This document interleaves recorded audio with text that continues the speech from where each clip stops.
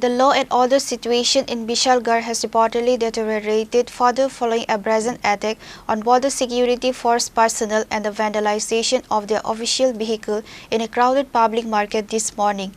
The violent incident occurred when BSF troops attempted to intercept a vehicle allegedly involving in cattle smuggling.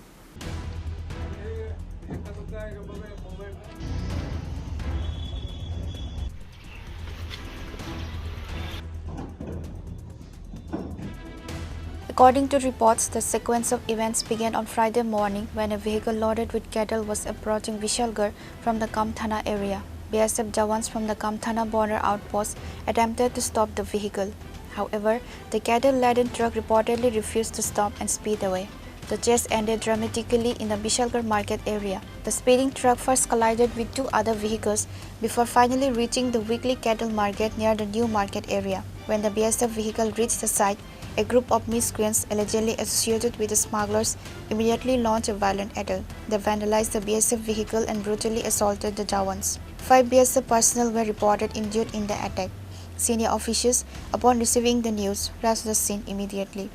Upon arrival at the market, the officials expressed severe condemnation of the incident and addressed the gathered local traders.